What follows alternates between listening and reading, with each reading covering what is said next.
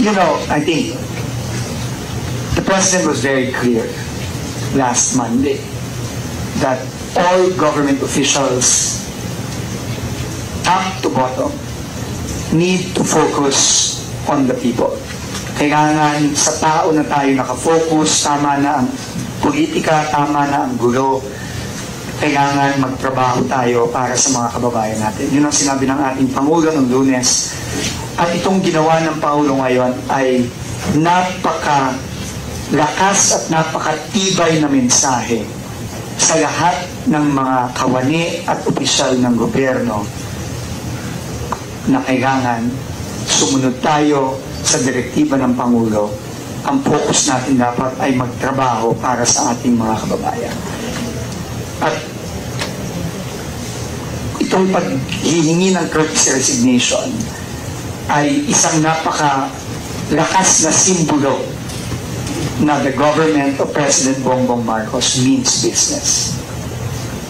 No, hindi po ito hindi po ito pakita lang. No.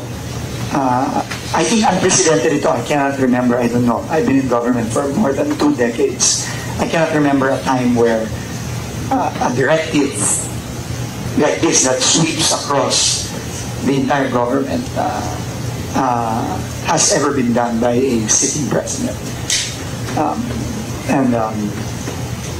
I think it's really a testament to the president's will, to the president's strength as a leader, and as his people who he has handpicked to help him.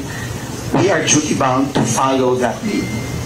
No, and I will submit my courtesy resignation. In fact, I will sign it right after this, and I will send it right after this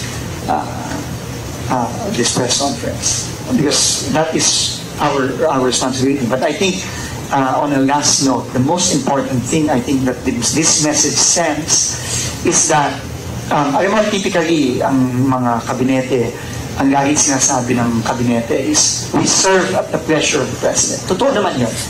Pero itong ginawa ng Presidente nito, itong mensahe niya, nabasa ko yung statement ng Malacanang, hindi lang serving at the pleasure of the President. We serve at the pleasure of the people. Yun ang sinasabi ni Pangulo. Kasi ang sabi niya, kailangan tayong lahat, tao ang focus, hindi ang mga iba't ibang bagay. So with that, I serve at the pleasure of the President, and most especially, we all serve at the pleasure of the people.